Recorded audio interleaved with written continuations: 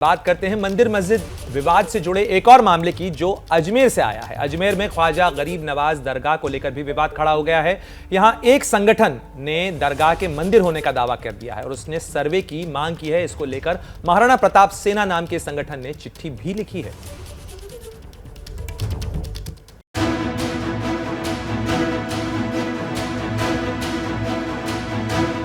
अजमेर में सूफी संत ख्वाजा मोइनुद्दीन चिश्ती की दरगाह, जहां न सिर्फ मुस्लिम बल्कि हिंदू भी शीश नवाते हैं, आस्था की चादर चढ़ाते हैं। लेकिन ये पवित्र दरगाह अब मंदिर मस्जिद विवाद की चपेट में आ गई है।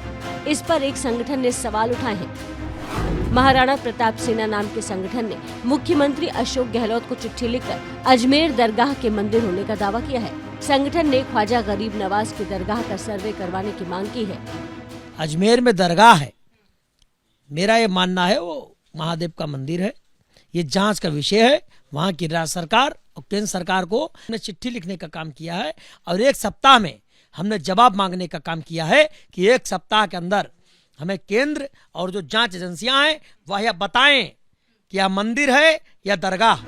महाराणा प्रताप सेना के दावे पर अंजुमन कमेटी ने आपत्ति जताई है। ये तो सरकार समझे, गौर करे इसके ऊपर। और इसमें क्या सर्वे कराने की बात है? सरकारें भी हमेशा दरबार में आती रही हैं, जाती रही हैं यहाँ पर, लिहाजा उससे कोई बात नहीं है। उन्होंने अगर सरकार से सवाल किया तो ये सरकार का विषय है, वो चाहे जैसे करें। अजमेर की दरगाह से जुड़े इस नए दावे के बाद अजमेर जिला प्रशासन भी सक्रिय हो गया है। दरगाह के आसपास बड़ी संख्या में पुलिस को तैनात कर दिया गया है। गुरुवार को अजमेर के एसडीएम सिटी भावना गर्ग ने भी दरगाह का दौरा किया। तो देखिए, वाराणसी में ज्ञानवापी मस्जिद और मथुरा में ईदगाह पर अदालतों में चल रही है सुनवाई और उसके बीच लखनऊ की टीले वाली मस्जिद पर एक नया विवाद शुरू हो गया है।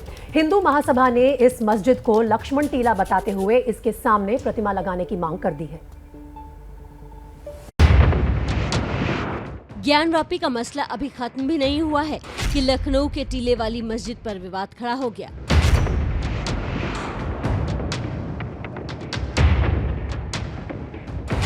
असल में ये विवाद तब शुरू हुआ जब हिंदू महासभा ने दावा किया कि ये मस्जिद नहीं लक्ष्मण टीला है, जिसे औरंगजेब ने तोड़कर मस्जिद बनवा दिया था।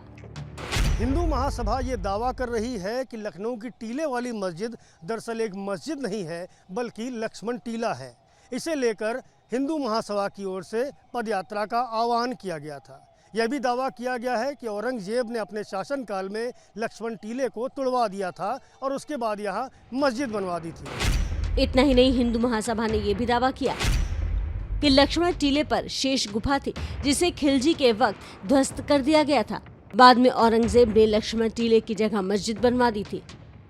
हालांकि मुस्लिम पक्ष ने इस दावे को गलत बताते हुए कुछ भी बोलने से इनकार कर दिया। खबर यह है कि हालात को देखते हुए लखनऊ प्रशासन ने पुलिस को सतर्क कर दिया है। चलिए शुरुआत करते हैं इस वक्त आ रही बड़ी खबर के साथ। पिछले 3 दिनों में जम्मू कश्मीर के भीतर आतंक पर करारा प्रहार किया गया है। 3 दिनों में कुल 10 आतंकी मारे गए हैं, जिनमें 3 आतंकी जैश ए मोहम्मद तो 7 आतंकी लश्कर तैयबा के हैं। पुलिस ने महज 24 घंटे के भीतर कश्मीर टीवी कलाकार अमरीन भट्ट की हत्या के केस को भी सुलझाने का दावा किया है। 2 आतंकी जो इस वारदात से जुड़े हुए थे, उन्हें भी ढेर कर दिया है अपनी कार्रवाई में सुरक्षा बलों ने। तो कुल मिलाकर पिछले 10 दिनों के अंदर अंदर करारा प्रहार किया है। पिछले 3 दिनों में करारा प्रहार किया है पुलिस ने।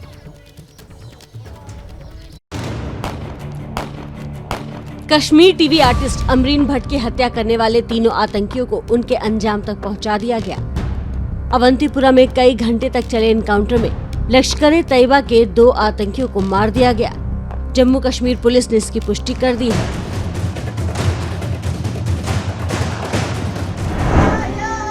जम्मू कश्मीर पुलिस के मुताबिक लश्कर के कमांडर लतीफ के आदेश पर शाहिद और फरहान ने बहगाम में एक टीवी एक्टर के घर में घुसकर उसकी हत्या कर दी। पुलिस के मुताबिक मारे गए आतंकियों के पास से एक AK-56 राइफल और 4 मैगजीन बरामद हुई है। आतंकियों से एनकाउंटर तब शुरू हुआ जब अवंतीपुरा में सुरक्षा बल जवान अपनी रूटीन गश्त पर थे। अमरीन के हत्यारे के मारे जाने के बाद बीजेपी नेता रविंद्र रैना ने कहा कि उनका सफाया करना बहुत जरूरी है। इन तमाम दरिंदे, इन अपराध करने वाले इन दहशतगर्दों को मौत के घाट उतारा जाएगा। आतंकवादियों का ये जघन्य अपराध ने एक बार फिर पाकिस्तान को और आतंकवादियों के काले कारनामे उजागर किए हैं। अवंतिकापुरा में हुए इस एनकाउंटर पर कश्मीर के आईजी विजय कुमार ने क्या कहा, जरा ये आपको सुनवाते हैं। कल रात में 2 इनकाउंटर्स हुआ है। एक सौरा एरिया श्रीनगर में, जिसमें श्रीनगर पुलिस को खबर मिला था कि लश्कर तैयबा का 2 टेररिस्ट साउथ कश्मीर से यहाँ आए हुए हैं। श्रीनगर पुलिस की एक छोटी टीम गई, उसको फॉलो कर रही थी। जाते अंदर से फायरिंग आ गया। रिटेलिएशन में दोनों टेररिस्ट मारे गए हैं। दोनों लोकल टेररिस्ट, सी कैटेगरी टेररिस्ट है। एक AK-47 राइफल, एक पिस्टल मिला है। दूसरा इनकाउंटर अवंतीपुर एरिया हुआ है, उसमें 2 LAT का टेररिस्ट मारा गया है। और हम सब को याद है कि 2 दिन पहले एक TV एक्ट्रेस को मारा था। हम लोग तभी से उसको ट्रैक कर रहे थे। उसमें से दोनों मारे गए हैं। लतीफ़ के डायरेक्शन पर दोनों ने किल किया था। तो जो हमारे लेट जो सिस्टर हैं अमरीन, उनको जस्टिस मिला है। तो पिछले 3 दिनों में सुरक्षा बलों ने 10 आतंकियों को ढेर कर दिया है, जिसमें से 2 आतंकी अमरीन के हत्याकांड में भी शामिल थे। लेकिन अमरीन भट्ट का परिवार अभी भी सदमे में है। अमरीन के जीजा जुबैर अहमद से ABP न्यूज संवाददाता मनोज वर्मा ने बात की, सुनिए।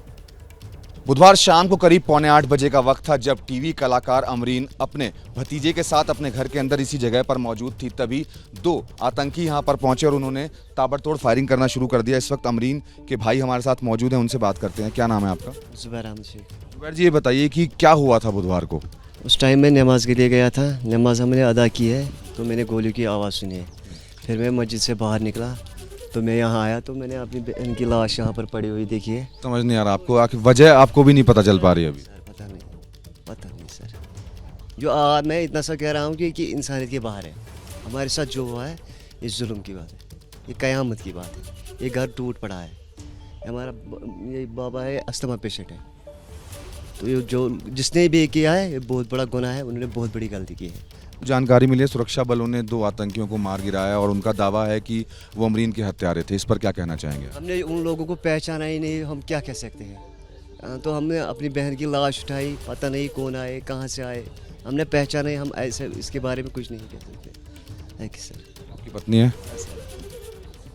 इस वक्त इस घर के अंदर मातम का माहौल है। अमरीन बहुत ज़्यादा खुश मिजाज थी और पूरा परिवार वो पाल रही थी। और आप देख सकते हैं तस्वीरें, यहीं पर वो मौजूद थी, अपने भतीजे के साथ वो खेल रही थी। अचानक से 2 जो टेररिस्ट थे वो यहाँ पर पहुँचे और उन्होंने पहले अमरीन को बाहर बुलाया और उसके बाद ताबड़तोड़ उन पर फायरिंग कर दी। इस फायरिंग में अमरीन के जो भतीजे हैं वो भी घायल हुए हैं। फिलहाल सुरक्षा बलों का दावा है कि जो 2 टेररिस्ट थे जिन्होंने अमरीन की हत्या की थी, उन दोनों को मार गिराया गया है। लेकिन लगातार जिस तरीके से कश्मीर में मासूमों की हत्या हो रही है वो कहीं ना कहीं बहुत ज़्यादा बड़े सवाल खड़े करता है।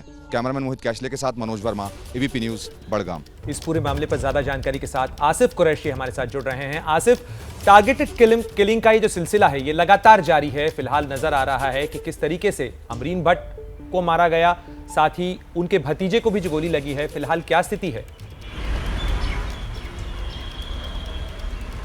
देखिए प्रणय, जिस तरीके से टारगेटेड किलिंग्स हो रही हैं, आज आईजी कश्मीर विजय कुमार से भी ये सवाल पूछा गया कि आखिर अमरीन के मारे जाने के पीछे के वजह क्या है, कारण क्या है।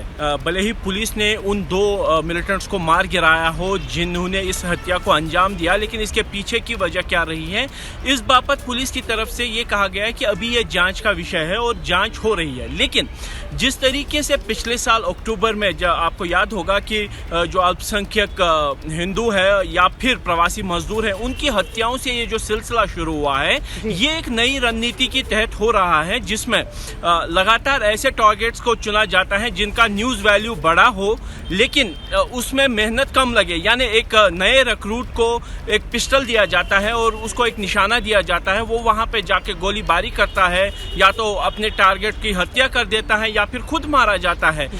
इसमें जो इन्वेस्टमेंट है मिलिटेंट ऑर्गेनाइजेशन का वो काफ़ी कम है। केवल एक पिस्टल की ज़रूरत होती है और कुछ मोटिवेटेड जो युवाओं की, और उसकी कमी फ़िलहाल कश्मीर में उनको नहीं हो रही है। और बड़ी संख्या में जो युवा हैं वो पिछले 5 महीनों में देखे तो 40 के करीब युवा जो है वो विभिन्न मिलिटेंट संगठनों में शामिल हुए। लेकिन आसिफ, अगर सुरक्षा बलों की तरफ से कार्रवाई की बात की जाए तो पिछले 3 दिन में 10 आतंकी मारे गए हैं। तो एक तरह से सुरक्षा बल भी अपना जो रिस्पांस दे रहे हैं वो दिखाना चाहते हैं कि हार्ड हिटिंग अप्रोच है, कोई भी बच के नहीं निकल पाएगा। आपका मोटिवेशन कुछ भी हो लेकिन ये गलत काम किया है।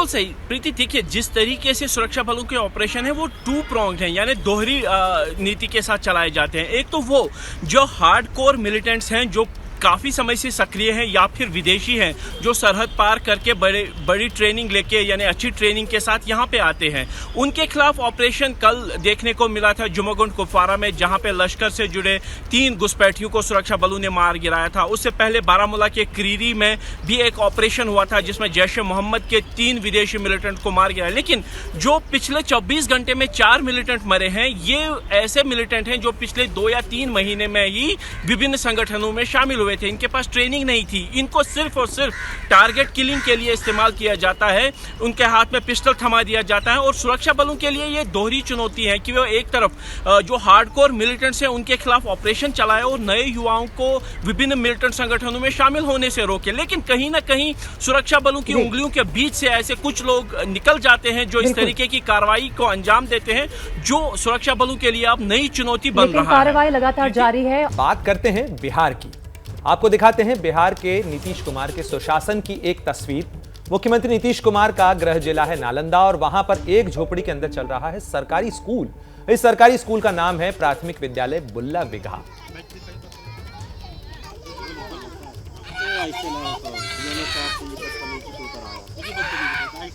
देखिए, झोपड़ी के अंदर चल रहा है ये सरकारी स्कूल और ये खुद मुख्यमंत्री नीतीश कुमार का गृह जिला है नालंदा, जहां की ये तस्वीरें हम आपको दिखा रहे हैं। मेरे सहयोगी प्रकाश हमारे साथ जुड़ रहे हैं फोन लाइन पर और जानकारी के लिए।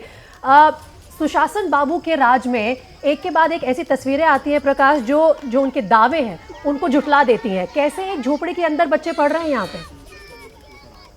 बिल्कुल, ये तब की बात है जब से इतने 3-4 साल से तो चल ही रहा था, और अब जबकि डिस्ट्रिक्ट मजिस्ट्रेट ने जब ये खबर हमारे संवाददाता सहयोगी वहां बनाने गए हुए थे तो उसके पहले एक चिट्ठी जारी की गई थी और उस चिट्ठी के जरिए ये कहा गया था कि स्कूल को बंद करके एक उत्क्रमित मध्य विद्यालय है बगल में ही, वहां पर इसको शिफ्ट किया जाए। बावजूद इसके आज भी चलता रहा है ये स्कूल।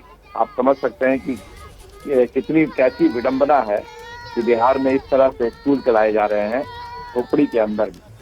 प्रकाश, आप हमारे साथ बने रहें। स्थानीय ग्रामीणों का इस पूरे मामले को लेकर क्या कहना है, जरा वो भी आपको सुनवाते हैं।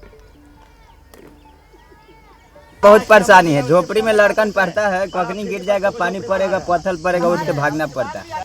तो पानी पीने के लिए बच्चा लोग छछन जाता है, चापाकल नहीं है। इस तरह से कहीं भी स्कूल नहीं है झोपड़ा झोपड़ी वाला, कहीं देखो 8 साल से ये चल रहा है यहाँ। योजना वाला अरे योजना आता है तो कोई लोग कहते हैं इधर बनेगा उधर बनेगा, इसी में सब कोलस में चला जाता है। मेरे सहयोगी प्रकाश लगातार हमारे साथ बने हुए हैं। प्रकाश, ये देखिए, हिंदू मुस्लिम की राजनीति में फंसे राजनेताओं को कौन समझाए कि ये जो बच्चे हैं जो आज झोपड़ी में पढ़ रहे हैं, दरअसल ये भविष्य है हमारे भारत का। अगर आप इनको अच्छी एजुकेशन नहीं दे सकते, सही तरीके से नहीं दे सकते, तो फिर बिहार कैसे आगे बढ़ेगा, देश कैसे आगे बढ़ेगा? देखिए, ये सवाल तो जाहिर है कि हर कोई जरूर पूछ रहा है कि इतने साल होने के बावजूद जहां पर कि शिक्षा पर इस कदर ध्यान देने का दावा किया जा रहा है बिहार सरकार की तरफ से, और खुद मुख्यमंत्री नीतीश कुमार इस इलाके से आते हैं, यहाँ के मंत्री हैं इस इलाके से, जो विधायक हैं श्रवण कुमार वो आते हैं, अगर उनके क्षेत्र में इस तरह के स्कूल आज भी यहाँ पर है तो जाहिर है कि इस पर लोग सिर्फ एक ही बात कह सकते हैं कि क्या इस पर ध्यान किसी का गया नहीं या जानबूझ करके छोड़ दिया गया या अनजाने में हुआ है। लेकिन एक चिट्ठी जरूर जारी की गई है और डिस्ट्रिक्ट मजिस्ट्रेट की तरफ से कि इसे अब उत्क्रमित में डाल दिया जाए, यानी कि इसके बगल में जो मध्य विद्यालय है उसमें इसको शिफ्ट किया जाए। पर अब तक कैसे चल रहा है ये भी बड़ी बात है।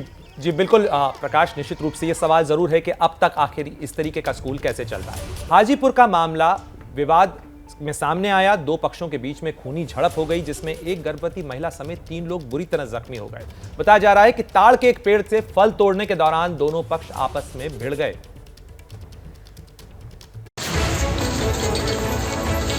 स्ट्रेचर पर पड़ी एक गर्भवती महिला मामूली विवाद में 2 पक्षों में हुए खूनी खेल में जख्मी हुई है। आरोप है कि फल तोड़ने के विवाद में 2 परिवार वालों के बीच चाकूबाजी हुई, जिसमें एक ही परिवार के 3 लोग बुरी तरह घायल हो गए, जिन्हें आनन फानन में अस्पताल में भर्ती कराया गया। बताया गया कि गर्भवती महिला के पेट में चाकू से वार किया गया, जिससे उसकी हालत नाजुक हो गई। अब 5 आदमी था जोड़े पांचों मिलके हमको मार रहा था। मेरी बच्ची छुड़ाने आई, बस मनोज पासवान हमको छोड़ के आ मेरी बच्ची के पेट से। इस खूनी खेल के बाद इलाके में कोहराम मच गया और अस्पताल में लोगों की भीड़ जुटनी शुरू हो गई। वहीं डॉक्टर ने भी इसे गंभीर मामला बताया। पेशेंट जो अभी आई थी वो गर्भवती महिला है और जैसे वो बता रही है कि वो चाकू से लगा है। वहीं पीड़ितों ने पुलिस से आरोपियों के खिलाफ सख्त कार्रवाई की मांग की।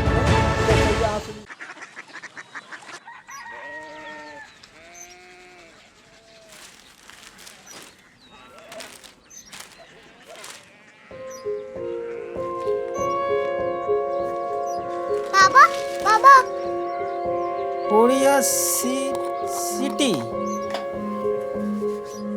जानिए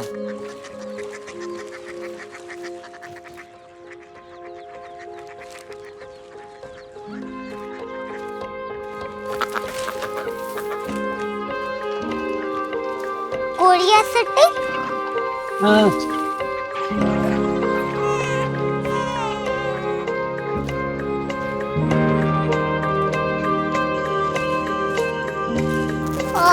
कोरिया सिटी कहाँ पे है? शहर अंग्रेजी लगे हैं।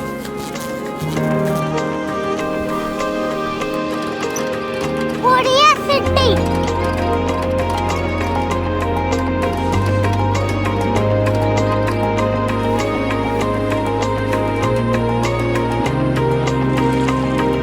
वो बहुत दूर है।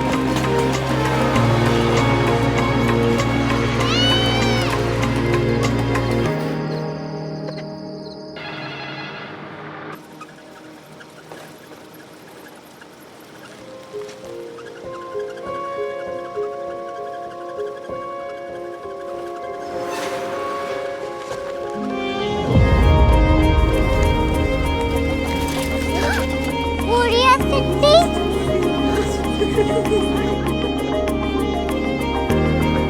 दुनिया कुछ लोग बड़े होते हैं। कोरिया सिटी कहाँ है? प्रोफेसर साहब को पता होगा। हो ये छोटा वाला ग्लोब लगता है और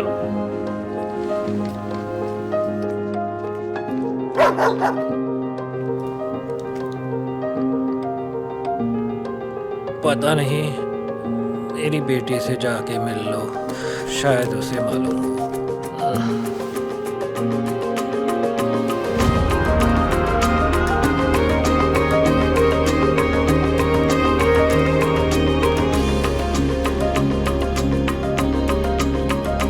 हाय, बाबा ने भेजा है। Come here. Korea city. Korea city नहीं, क्यूरियोसिटी। वो क्या? That's what brought you here? जो तुम्हें यहाँ तक ले आया। क्यूरियोसिटी।